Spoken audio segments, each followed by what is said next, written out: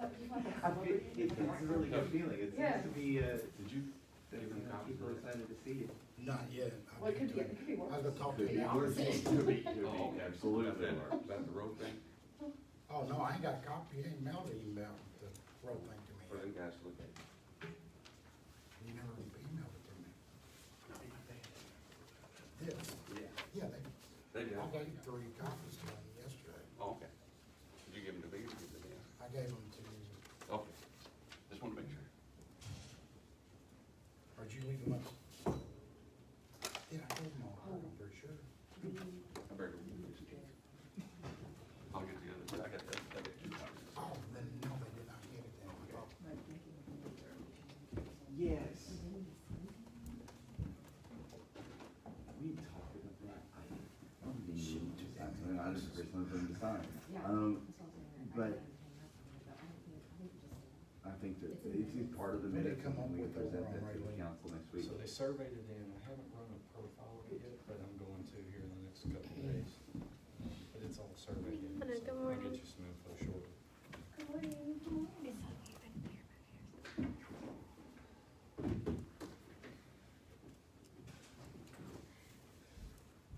The guy there in the wooded area, what they doing?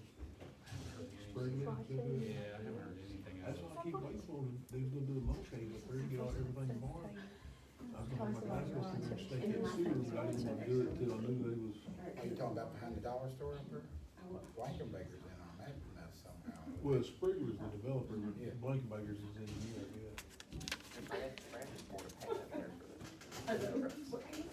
Yeah, yeah. Well, see, I All think right, it is 9 actually- o'clock, so I'll call to order the Charlestown Board of Public Works meeting for July 1st. We have made it through the first 6 months of 2020. It is 9 a.m. Welcome, everyone. We will begin by rising for the Pledge of Allegiance, and I'll ask our Parks Director, Marissa Knoble, to lead us in that. Thanks. I pledge allegiance to the flag of the United States of America and to the republic for which it stands, one nation, under God, indivisible, with liberty and justice for all. Thank you, Marissa. Board of Works, we have a short roll call. Jim Adams. Here. Present. Turn your microphone around. Sure. David Reed. Present. President, of course.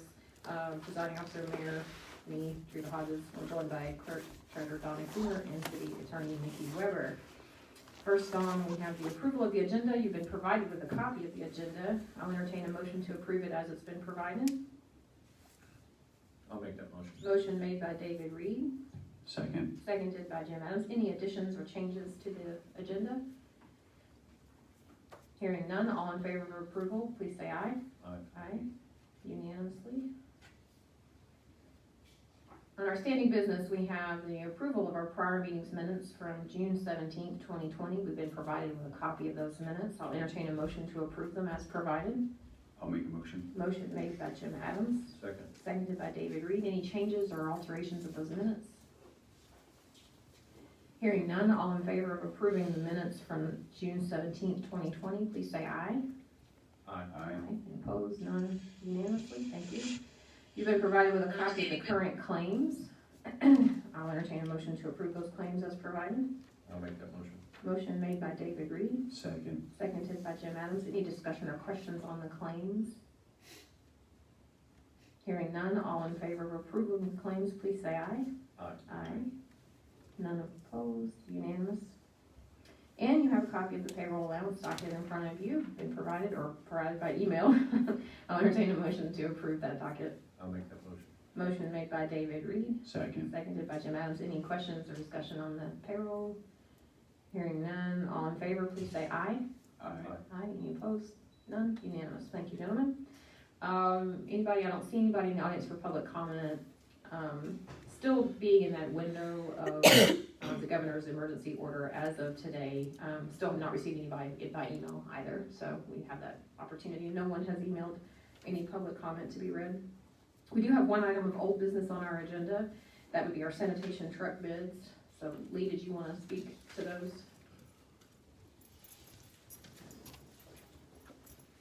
Good morning.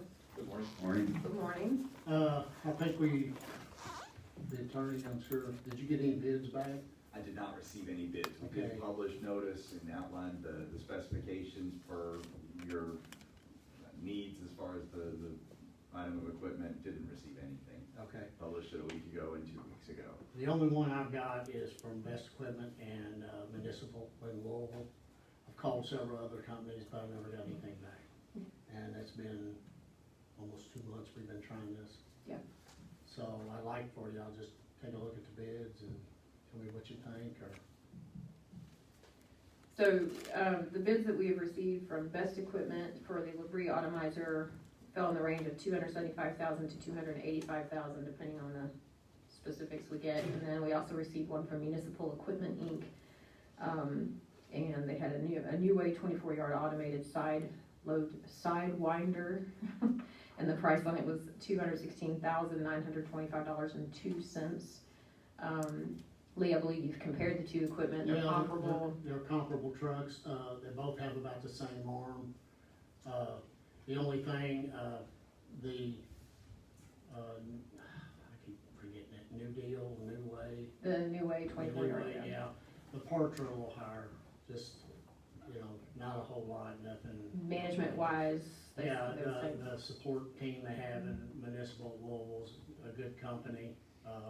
Parts are accessible, it is, made in USA, so. The Labrie is a Canadian company, but, either which way you go, I'm fine with it. the lower price being the municipal and being comparable equipment with good service, and local and made in USA. It'd be my recommendation that we would accept the lower price there, the $216,925.02. So I'll entertain a motion to approve the municipal equipment bid. I'll make a motion. Motion made by Jim Adams, is there a second? A second. Seconded by David Reed. Any questions or additional discussion? It has two options there. Are either one of those recommended? As The far auto as lube the- system, Yeah, the auto lube is, what we do now, the Labrie that we have now, we don't have that on here. We had it on one of our first Labries. It works good, you just have a little bit of maintenance to it, you have to make sure you don't tear a line off or anything. And it's just every 8 hours, it just greases everything. Is that better to add that option? Oh, yeah, it makes all your parts better and, cause like we're doing now, on Friday is lube day. You go through a couple tubes of grease and you're up, down, everywhere. This central lube thing it's really good. Well, it says arm only, and then it says arm and body, Yeah, a different one. Which one? I don't think, even if we go with the arm, which would be cheaper, but if we go to the body and all of it, you're only talking probably $4,000 or $5,000 difference. Sure is worth it for the Oh, yeah, arm yeah, and body. yeah, it works, For but sure. like I said, you gotta, instead of,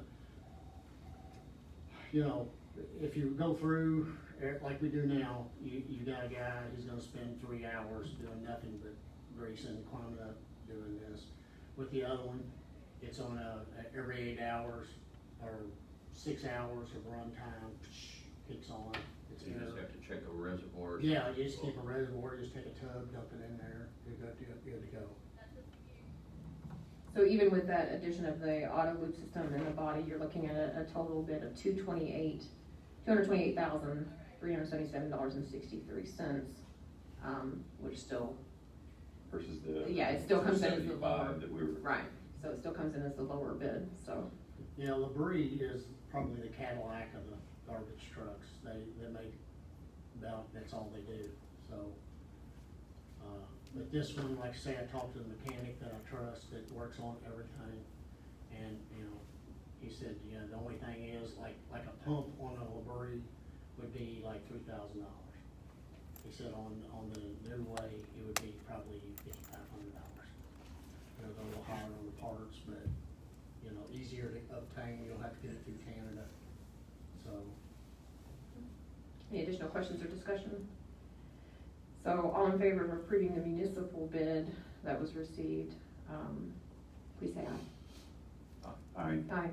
Any opposed? It's approved unanimously. Okay, thank you. Thanks. All right, under new business, we have Systems Integrated Resources here with basically an extension of our service agreement that we already have with Systems Integration Resources. I will call up Josh, if Josh wants to come up and kind of briefly explain these two proposals that you have in front of you. Good morning. Good morning. So our company was asked to provide a proposal to City Hall to secure a door on council chambers, just to give a better flow of knowing who's coming and going from the facility. So we provided a proposal. It's an extension of an existing equipment that we already utilize within the city. We have some of the equipment down at the police station, and we have some down at the dog park. So it's an access control system. Users will be issued a key fob. It will allow them access to that specific door during certain times of business days. You can activate schedules on the door, so if you have public meetings, you can unlock the door and let the public freely come in and out of the facility. So this is just an extension of what's already there.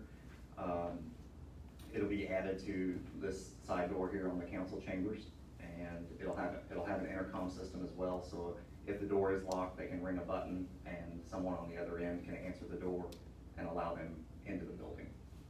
So Mr. Campbell already does the service for both the police station and the monitoring of the dog park, so, we just asked him if he could add this on for us for additional security.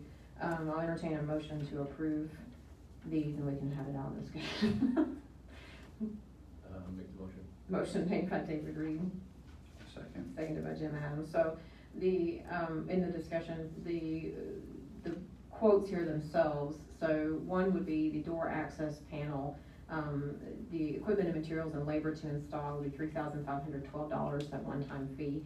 And then there is a $12 a month monitoring with an optional protection plan of $25 a month. What is that optional protection? So the protection plan will extend all warranties. Each manufacturer has a different warranty. Some are 1 year, some are 2, some are 3. Because this is kind of an a la carte system, it's designed together with different manufacturers. We offer a protection plan that extends that warranty to 3 years on all of the equipment, regardless if it's 1 year manufacturer. So you're guaranteed investment. You're not going to have any upfront expense, and that includes any on-site service labor. So if something does fail within that period, there's no additional out-of-pocket expense. And then the second part of that would be the control panel itself and a few wireless contact buttons that would call out to emergency services should an emergency occur, including strobe lights and a wireless repeater. And so the total on that installation with equipment, materials, and labor would be $1,867.25 with a monthly monitoring plan of $40 that is required with that optional protection plan for $20 a month on top of that. So those are the amounts that we're looking at. So essentially it would be a door on the council out chambers out here with a control panel upstairs at the reception and various points, so that when people come in, they just get buzzed up from there. So it provides that level of control. We had already put a keypad on the clerk's door when you walk right into City Hall. It's a matter of just kind of being able to control access to the building during regular business hours, and then obviously we could schedule it open during public meetings. Any questions for Josh Campbell on this? You say a key fob would be issued for the access? Yes. How many are included? So we didn't include any on this because the city already has key fobs for the dog park. They're the same key fobs. Okay. They can issue those out from that system already. If needed, additional key fobs can be ordered later, but the city has an abundance of those now. So to save initial cost, there's no sense in buying more. It can also be a code, correct? Yeah, you can also use Yeah, a we PIN can also code send if them you as a don't want code. issue. It doesn't have to be a fob. Depends on the employee and how they. Each person would get their own key fob or PIN number, so it tracks the activity of who's using that door at what time. And these things can be changed like in the moment. Anytime. It's live in the cloud, so you can activate it and deactivate it immediately. You can do it through a mobile app. The police will have access if they need it as well for 24-hour, emergency use. They've already got the key fobs from the police department, so we're just adding them to the system. And this is something that the police department, I think, has been wanting us to do for a while to increase security over here. They've, when they built their new station, they increased their security and all those things, and so it's time. Okay. Any other questions for Josh Kim? Okay, I'll call for a vote on approving the systems integration resources installation of the door and control panel for the council chamber door. All in favor, please say aye. Aye. Aye. Any opposed? None? Unanimously approved. Thank you, Josh. Thank you. Marissa Knoble, Parks Director, has a contract for us to review. Good morning. Good morning. This is just a contract for the carriage rides for this upcoming Christmas season. It is the same company that we have been using for as long as I've been in the Parks Department, so at least for the last 4 or 5 years. We did have some slight adjustment changes that did go into this contract. I had them add in that if we were to cancel due to COVID-related issues, that we would get all of our money refunded back. It is something that we are hopeful that does not have to happen, but I wanted that extra security blanket. They also added in that we don't have to pay them until December 1st.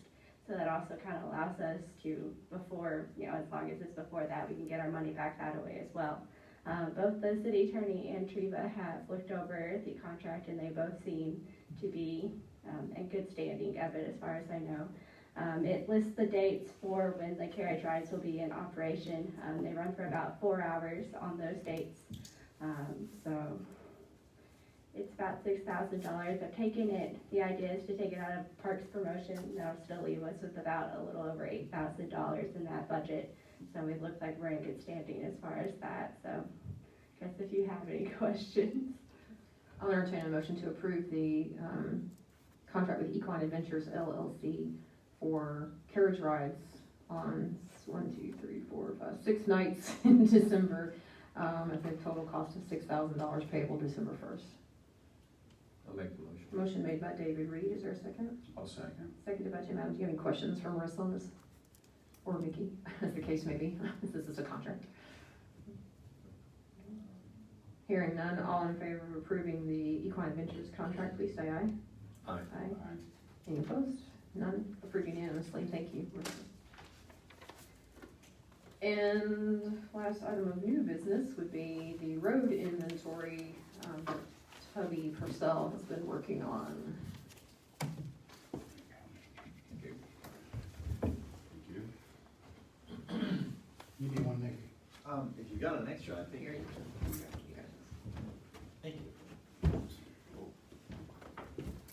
What it is, from the original annexation, it's never, when it was turned back over, the roads were never taken out of the Indiana NDOT inventory. To get our community crossing grants, we have to have an up-to-date inventory through NDOT. So we've had to minus and add to it.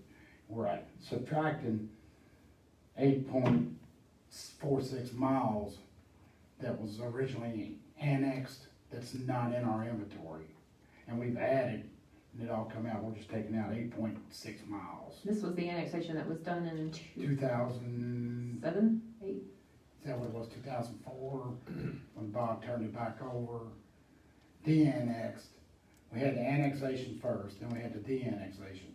Well, the de-annexation, they didn't take it out of the inventory. Okay. So I went through and inventoried every street and made sure everything was up to date with NDOT. That's a list of all the changes that's gonna be done, that first page. Then what you see behind it is a map of each one, where it's at and why it's gonna be changed. And on the back end of that is a total street inventory of the whole city. And these are documents that are required for us to apply for the community crossings grants in this round of funding, Tubby? Yes, and we have to have it to get the funding. I'll entertain a motion to approve the road inventory change with an approximate net decrease of 8.46 miles to NDOT on the certified road mileage. I'll make a motion. Motion made by Jim Adams. Is there a second? I'll second. Seconded by David Reed. You have any questions for Tubby on this? How many miles is that now? How many total miles we have? Our total mileage is, 49, 40, 49.06. yes. I have to go to the back page, I don't know right off the top of my head. 49.06 miles. Yes, And feet, it's 2,559.53, 259,053. We're getting paid for how much? 57 miles? mhm. So this should bring us a little more accurate in calculations with all of that as well, so. Okay, so. Other questions for Toby? So the 4906 Is our total accountable roads that are in the city right now. with this adjustment, Yes, -8, no, with the minus the 8. so you take 8 off the 49. No, the 49 is the. 49 is the, after all this is added and subtracted. All right.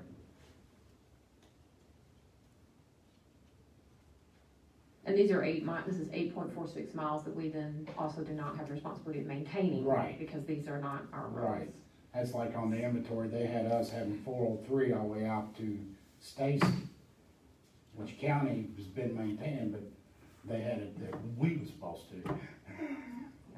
So it just kind of, It saves us, it clarifies and makes it accurate on what we Right. have responsibility for, in maintenance, but as well as in payment. Other questions for Toby? I'll entertain a motion to approve this, road inventory, with an approximate net decrease of 8.46 miles, bringing our new road total to 49.06 miles. I'll make a motion. Oh, I think we already done the motion, we're calling for the vote, sorry. We had so much discussion, I lost track. I think we already have a motion, we had a motion previously by Jim Adams and a second by David Reed, so hearing no additional discussion, I'll call for the vote. All in favor of this approval? Aye. Any opposed? Approved unanimously. Thank you, Tim. Good job, Toby. Yes, we just, okay. yeah, show you one. And I also, board members, I'll need you to sign as well. Okay, having done with old business and new business, we have departmental reports as needed, so directors are here as if they need to make an update, they can. Communication and multimedia, very good. Streets and drainage, I already did it. Sanitation, animal control, already done. Wastewater, did you have anything? No. Parks and recreation, just the contract. Yeah. Don't you, we have We have the Freeze Pop Friday. So we have Freeze Pop Fridays starting, you wanna talk about July that? 10th. So they can hear you. So we have our Freeze Pop Fridays that are gonna be starting on July 10th. It's gonna start down in Greenway. I think it's gonna run from 2:30 to 3:30. It was the time that we're kind of setting up. And it's basically just gonna give us about an hour to be able to bring the Parks Department to different pocket parks to kind of utilize them in a new way. We're gonna have popsicles to give out to the kids, and then we're gonna try to have some socially distanced games kind of planned out. It's just a way to be able to engage with the kids, because obviously with everything that's going on, we try to at least kind of brighten up their summers, because I know it's been a little Debbie Downer these last couple months. We also have our back to school bash that's coming up on July 25th. We're still taking sponsorships for that, so if you know of anybody, we will gladly, I hate to say take their money, but we will use it wisely. And we're anticipating, we're gonna go a little bit higher than what we normally would as far as backpack giveaways. We're anticipating about 600 backpacks to be packaged up and filled. The reasoning for that is because of COVID. I'm sure a lot of families are probably struggling. So to be able to give them a little bit of extra booth, when it comes backpacks, pencils, the normal school supply stuff. So we'll be doing that on July 25th. And then we got a couple of private rentals that are going out for the Family Activities Park. So that'll kind of bring in a little bit of revenue for the Parks Department. So. And that backpack giveaway this year is a little different. It will be a drive-through service in It will be. compliance with COVID and all that. Again, because of COVID, normally we would have it down in Greenway, we'd have the tables all set up and they kind of make a line and do all that. So we do have sign-ups that are at the Little League, I think on Tuesdays Tuesdays and and Thursdays. Thursdays from 6 to 8, correct? Yeah. So we ask that people pre-register for that one so that we can have a list and keep the traffic flowing properly and all that, so. All right. Do we know how many backpacks we gave away last year? I mean, we're anticipating about to give out 600 backpacks. There's no. We don't have a total really- from last year? No, Okay. we're still doing signups and stuff like that, but the good news is that all of the stuff, whatever, if we don't use it, we can hold on and use for next year, so it's kind It's of, not perishable. yeah. Good to know. Thank you, Marissa. Oh, sorry. Planning and zoning, did you have anything?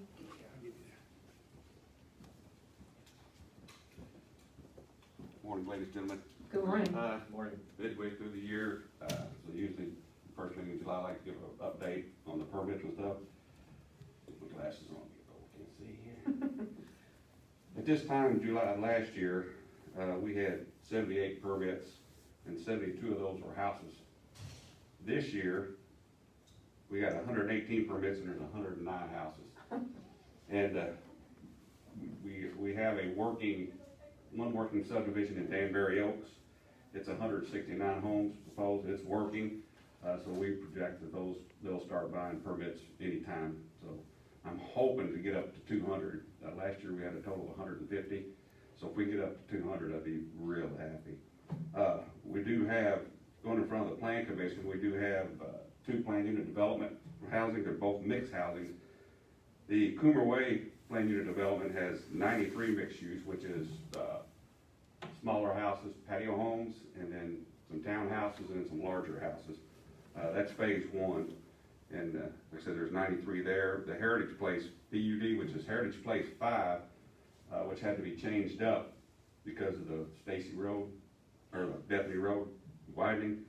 So they have to come back in front of it. There's actually 80 mixed houses there. Now those are all single family homes. They're just different sizes. The Danbury Oaks, just to give you an idea of those, the Danbury Oaks home is a little bit larger homes than what they have out there now. It's kind of estate type homes, so that'll be good for the city.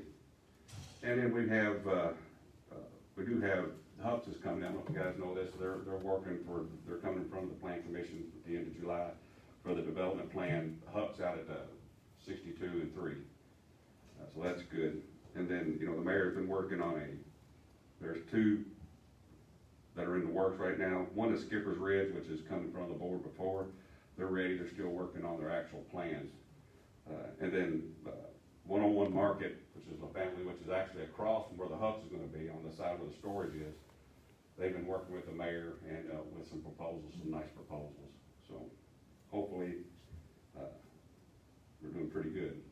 I think we're doing really good. We've stayed busy the whole year. The buildings have stayed up the whole year, which is kind of amazing. So. Do you know where we are with Renaissance? I know he's coming to the redevelopment commission. Jason Sands is gonna come give an update there, but have you heard? Are they on phase 2? Yeah, or on the, yeah, for this phase, I guess they're on target for opening Right. September-ish? Oh, this one? Yeah, the one that's, Yeah, Okay. 1st September, end of August. We've had a lot of people call us wanting to get an apartment over there, so we had to send them to them. They'll be finished with their leasing office here pretty soon. They're gonna lease out of the office next door. So hopefully that'll fill up pretty good. Any consideration at Danbury Oaks as far as the traffic flow onto 403 with this additional? That was kind of some questions that were brought up during their approval. Right now, there's nothing to put in a second entrance. They are trying to buy a piece of property. They've actually got a proposal into a lady to buy the property behind them that will allow them to exit on the backside off to Charlestown, Memphis Road. Okay. So hopefully that'll alleviate some of that issue. That'd be a little bit of a concern, I think, Right. that added.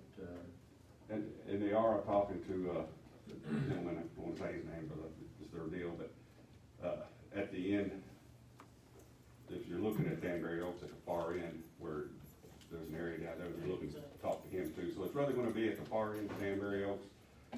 One, that they can come in and out of there to alleviate some traffic, or it's gonna be Charleston, Memphis Road, but they are concerned.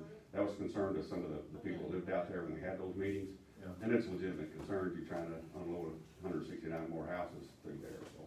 I would think if nothing else, just whatever you call it, drive around, widening 403 in front of the main entrance. They talked about paving the construction entrance, but that won't do any good. You're not accomplishing anything. Yeah, You don't wanna funnel them all through Highview, Lakeview, that's not good either. So, Yeah. yeah, they're actively seeking a way to come into that second area. thank you, Tony. Thanks. Donna, did you have anything for us that we need to? No, thank you. Okay. And as far as my update, I think Tony summarizes it all, with the continued growth and interest here in town and the residential growth that we're experiencing. It's looking better than we thought it would. We did get our tax disbursement for property taxes. It was what we expected it to be, so we had no shortfall there. We had a little bit of shortfall on motor vehicle highway because the gas taxes were down, income, and of course, we will anticipate a reduction in our income tax 2 years from now, because those are always paid behind. But, overall, our financial advisors recommend that we still remain somewhat conservative in how we do things, but when I asked them about that property tax thing, they said, well, it's a testament to your growth. It's a testament to the residential market that you have, because your NAV continues to climb. So that's a good thing. Charlestown came out of this ahead. We're a bit of an anomaly in that many other communities in the state did not come out of those property tax payments as good as we did. So we're very fortunate. It's exciting times, and I'm looking forward to continuing to work with the board and getting some of these things done. So we do have upcoming meetings. Monday will be our council meeting, regular council meeting, and then Tuesday redevelopment. So of course, we always live stream those. It's good for the board to stay up to date on what's going on. Any questions from the board? No. Okay. Yes, and we are closed Friday. Thank you for reminding me. We are closed Friday in observance of Independence Day. So, all right. Hearing nothing else, I'm entertaining a motion to adjourn. Make a motion? Motion made by David, seconded by Jim Adams. All in favor? Aye. Aye. Okay, meeting is adjourned. Thank you, gentlemen. We have some things for y'all to sign, so. Yeah. Oh, you got 3 more you gotta sign now. 10:30. 10:30.